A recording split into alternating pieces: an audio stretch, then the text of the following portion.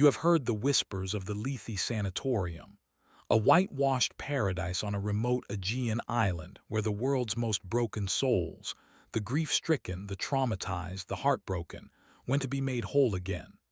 A place where sorrow was not just treated but miraculously erased. Their sorrow was not erased. It was decanted, bottled, and served as a delicacy to those who had forgotten how to feel anything at all. Before we step onto that sun-drenched shore, know this. This channel is not a travelogue. It is a distillery. We separate the intoxicating myths from the terrible, potent truth at their core. If you seek the comfort of forgetting, you are in the wrong place. But if you have the courage to taste the unvarnished vintage of human experience, then subscribe. Show us you are ready for the truth. The miracle of the Lethe Sanatorium was not a new form of therapy. It was the birth of a horrifying new luxury market, the industrial farming of human tragedy, a process that harvested the most profound moments of a person's life and turned them into a luxury good for the spiritually dead. Our story begins in 1912 on the private island of Callisti, an island of sheer white cliffs and black volcanic sand, famed for its strange, mineral-rich hot springs that were said to soothe the mind. It was here that a man known only as the Alchemist built his sanctuary. He promised the world's elite a final peace, the ultimate gift of forgetting. He did not tell them that their most precious, painful memories were about to become another man's vintage, to be savored by palates that had grown bored with simple wine and craved a stronger, more authentic spirit. The man who called himself the Alchemist arrived on Callisti as a myth. His public name was Helios, a figure of serene, otherworldly charisma. He was ageless, with skin the color of old parchment and eyes the color of the deep sea just before a storm. He spoke in a low, melodic voice that seemed to vibrate in the listener's very soul, a voice like warm honey laced with something ancient and metallic. He did not buy the island. It was gifted to him by a consortium of his first, secret clientele, the jaded and the numb, Russian oligarchs, American industrial barons, and European aristocrats who had exhausted every other sensation the world had to offer and now sought something more authentic. The Lethe Sanatorium rose from the black volcanic rock like a white bone washed clean by the sea. The public face of the facility was a paradise of therapeutic modernism.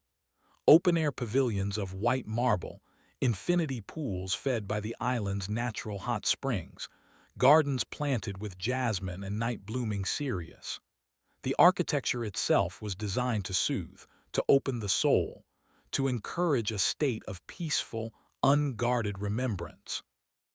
But beneath this sun-drenched facade, built deep into the island's volcanic heart, was the true facility, the distillery. This was a place of cold, silent, and terrible purpose. The walls were not marble but polished black obsidian that seemed to drink the light and absorb all sound. A labyrinthine network of delicate glass and silver pipes connected a series of small, private immersion chambers to a central, vast condensing pool in the main cellar. The official explanation for this subterranean complex was that it was a state-of-the-art system for mineral purification and advanced hydrotherapy, a lie so technical and plausible that no one questioned it. The second architect of the enterprise was Monsieur Dubois. Where Helios was ethereal and ascetic, Dubois was a creature of pure, decadent materialism. A corpulent, perspiring man who dressed in exquisite silks, he was the sommelier of sorrow, the broker who cultivated the clientele for the sanatorium's final product. He would visit the island once a season, a grotesque splash of color in the whitewashed world of the sanctuary. He never interacted with the patients. He met with Helios in the cold, silent distillery to inspect the vintage. "The harvest this season is exceptional, my friend," he would say, his voice a wet, conspiratorial whisper. "A German banker who lost his entire family in a fire. The notes of grief are exquisite, and the Russian princess who was betrayed by her lover a magnificent, bitter finish. The collectors in St. Petersburg will pay a fortune.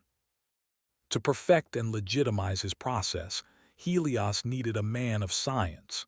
He found him in Dr. Aris Thorne, a brilliant but disgraced neurologist from Geneva, a man obsessed with the physical, chemical nature of memory and emotion. Helios did not offer him a job, he offered him a frontier. Doctor, Helios said during their first meeting, his serene voice cutting through Thorne's cynicism, you seek to medicate the symptoms of sorrow.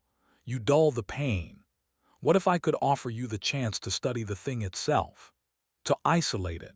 To extract pure, unadulterated human grief or rage or joy in its essential chemic?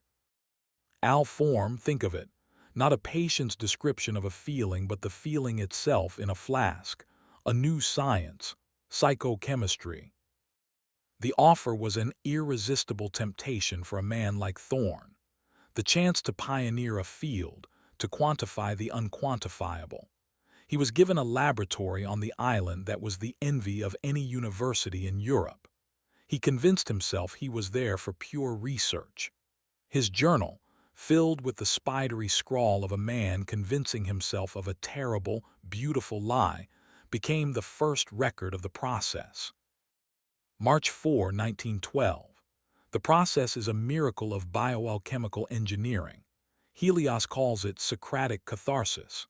He guides the patients, through gentle conversation in the hot springs, to the precise emotional core of their trauma.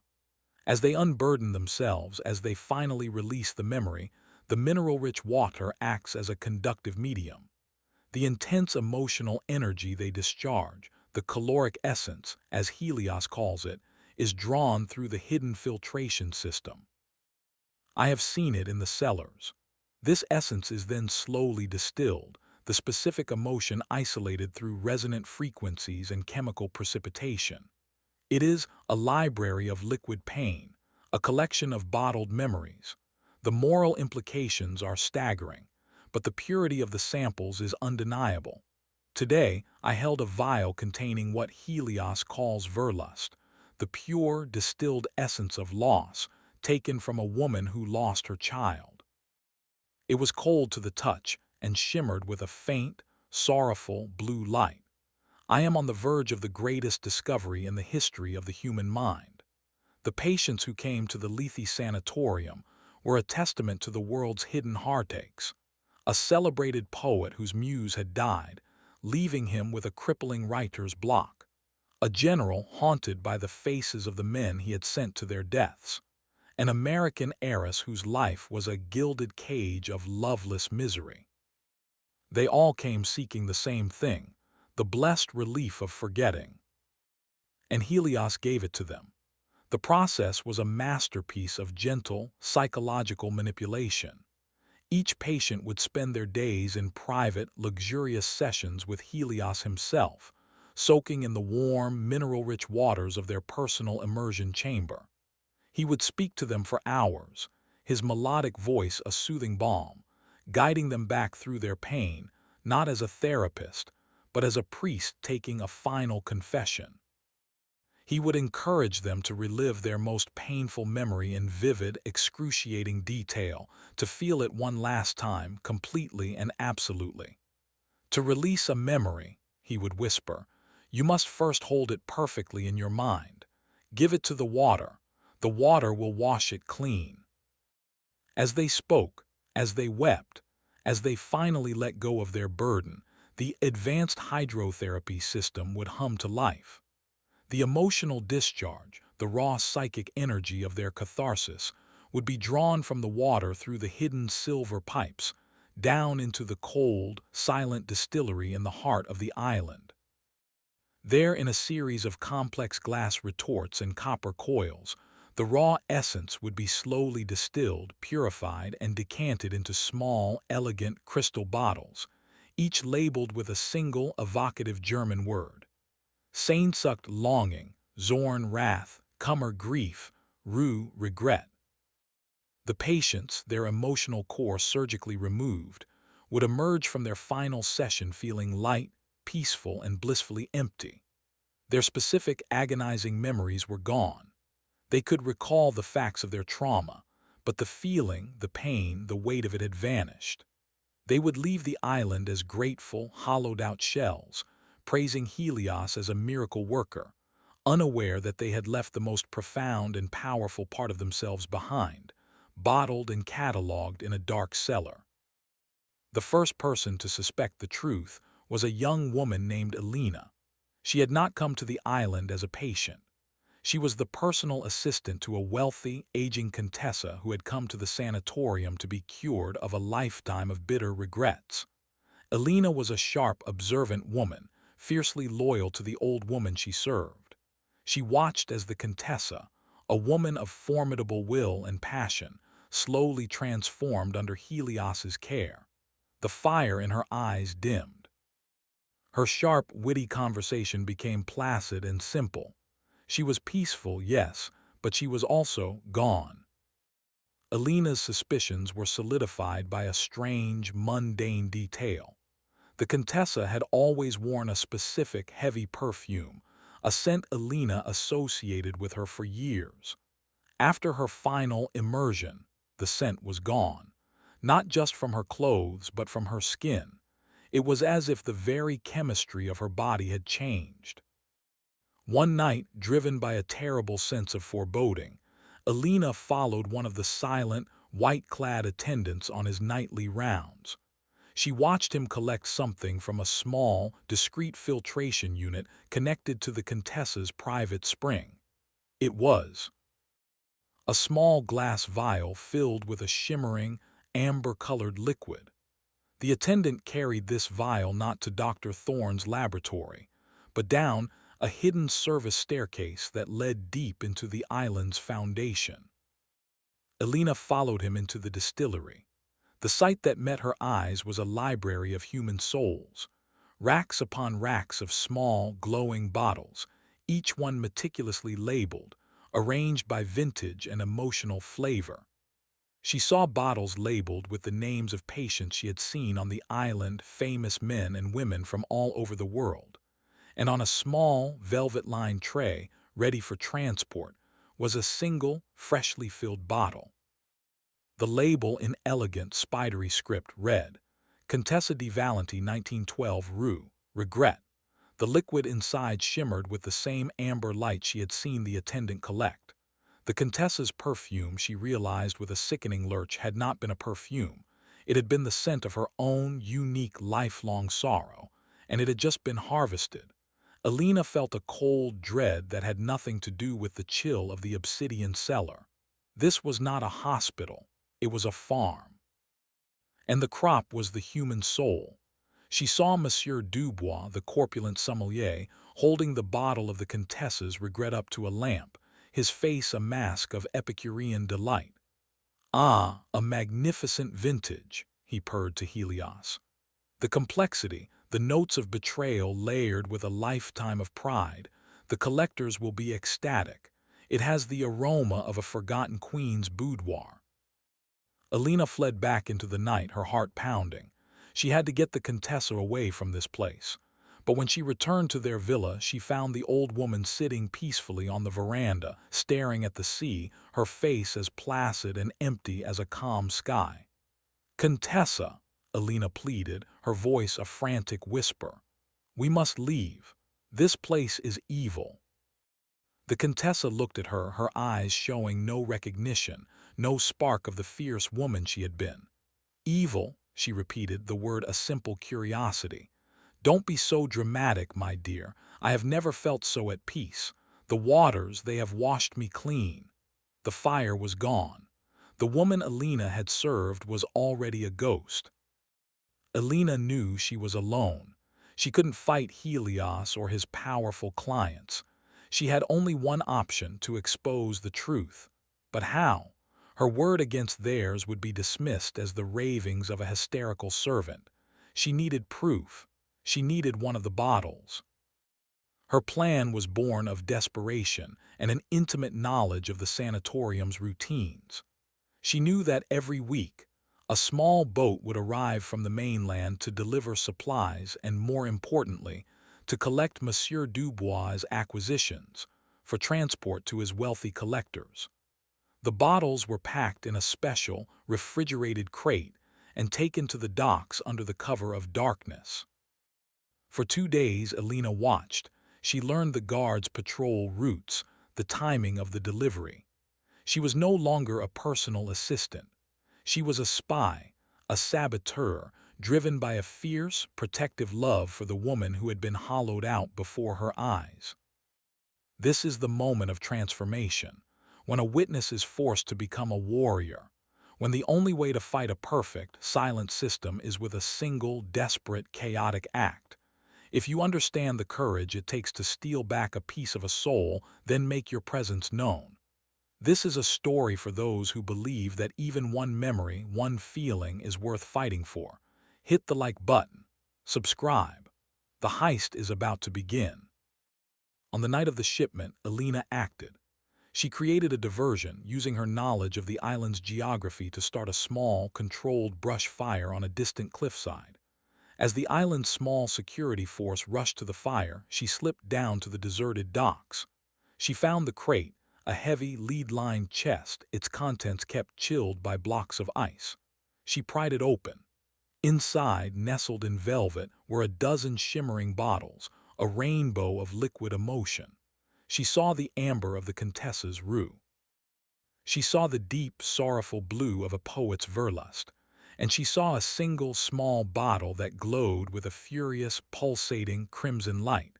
The label read, General Ivanov 1912 Zorn. Wrath. She did not take the Contessa's regret. To what end? The woman was already gone. Instead, she took the general's fury. She took the most potent, most volatile, most dangerous emotion in the entire collection. She sealed the crate and slipped back into the shadows, clutching the small, warm, and furiously pulsing bottle, a vial containing the distilled, weaponized rage of a man who had burned cities. She didn't have a plan. She only had a weapon, and she knew she had to get it off the island. Alina's escape was an act of pure, desperate improvisation. She couldn't take the supply boat. She made her way to a secluded cove on the far side of the island where the local fishermen, who were forbidden from setting foot on the main shores, sometimes left their small skiffs. She borrowed one of the simple, single-sailed boats and pushed out into the dark, unpredictable waters of the Aegean, with nothing but a small flask of water, a loaf of stolen bread, and the bottle of incandescent rage tucked safely in her bodice. For 2 days she sailed, guided by the stars and a lifetime of summer holidays spent on these waters. The bottle of Zorn was a terrifying companion. It pulsed with a faint, rhythmic warmth, and sometimes in the dead of night she could almost hear a low, guttural whisper emanating from it, the ghost of a general's curses. She was eventually picked up by a passing sponge diver's boat, a vessel as rough and unrefined as the sanatorium was elegant. The sailors, weathered and superstitious men, looked at this strange, intense woman in a servant's dress with suspicion. But she had money, the Contessa's emergency fund, and it was enough to buy her passage to Athens and their silence. In Athens, she was a ghost of a different kind, a woman with a monstrous secret in a world that would never believe her. She sought out a journalist, a man named Nikos, known for his radical politics and his deep distrust of the foreign oligarchs who were buying up his country's heritage. He met her in a smoky cafe, his face a mask of cynical disbelief as she told her impossible story. Liquid emotions, a soul distillery. My dear girl, he began, it is a compelling fantasy, but... Alina didn't argue. She simply placed the bottle on the table between them. It was no longer glowing, but the liquid inside, a deep, viscous crimson, seemed to swirl with a malevolent energy of its own. Nikos stared at it, his journalistic skepticism warring with a primal sense of dread. Open it, Elena said, her voice quiet. Nikos, against his better judgment, uncorked the bottle. The effect was not a smell. It was a presence. A wave of pure, unadulterated fury filled the small cafe. It was the distilled essence of 1,000 betrayals, 100 battles, a lifetime of brutal, violent rage. Nikos felt his own heart hammer in his chest, his hands clenching into fists for no reason. Two men at a nearby table who had been arguing over a game of cards suddenly overturned the table and began to brawl with a savage, murderous intensity. The air itself felt thick, charged, and hateful. Nikos, pale and sweating, slammed the cork back into the bottle. He looked at Elena, his cynicism shattered, his eyes wide with a terrible, exhilarating belief. "My God," he whispered, "it's real." The story they published was a masterpiece of journalistic attack. They did not speak of souls or alchemy. They framed it in the language the world would understand: medical malpractice, fraud, and the exploitation of the vulnerable. They called the Lethe Sanatorium a house of quacks, a place where a charismatic charlatan was using a dangerous, untested hypnotic therapy that left his wealthy patients in a state of suggestible, childlike dependency. The story was a bombshell. It was picked up by papers in Paris, London, and New York. Powerful families, whose relatives had returned from the island cured but disturbingly empty, suddenly saw their miracle in a sinister new light. Lawsuits were filed. Government inquiries were demanded. The consortium of billionaires who had funded Helios saw their secret paradise about to become a very public scandal. The cover-up was swift and ruthless. The supply boat sent to the island that week never returned. Official reports would later state it was lost in a sudden, violent storm. A week after that, a massive, localized, volcanic event was reported on the island of Callisti. The Lethe Sanatorium, with all its staff, its remaining patients, and its terrible, beautiful library of souls, was wiped from the face of the earth, buried under 1,000,000 tons of ash and rock. The island was declared unstable and forbidden to all visitors, its secrets sealed forever by a perfectly timed, and perhaps not entirely natural, disaster. The official narrative was that the Lethe Sanatorium was a tragic footnote, a tale of a fraudulent guru whose hubris was consumed by a force of nature. The world accepted the story, relieved to have a simple, dramatic end to a messy scandal. Helios, Dubois, and Dr. Thorne were presumed dead, their secrets buried with them. The Contessa di Valenti lived out her days in a state of placid, peaceful emptiness, a perfect, successful cure. But Elena and Nikos knew the truth. They had the one piece of evidence that had survived the inferno, the bottle of General Ivanov's Zorn. They understood that this was not the end. The science, the principle of emotional distillation, was too powerful to be lost forever. The bottle of rage became their secret, their burden, and their weapon. They became quiet guardians of a terrible knowledge. Nikos, his journalistic career now fueled by a profound and righteous anger, dedicated his life to exposing the quiet, hid in exploitations of the powerful. Elena, using the last of the Contessa's money, established a small, discreet network to help the families of those who had been cured. A quiet resistance against the silent soul theft she knew was still happening in other, less obvious forms. The fate of Helios and his clientele is a story the powerful never wanted told. The volcanic event was no accident. The consortium of billionaires who owned the sanatorium, terrified of exposure, had decided to cauterize their investment.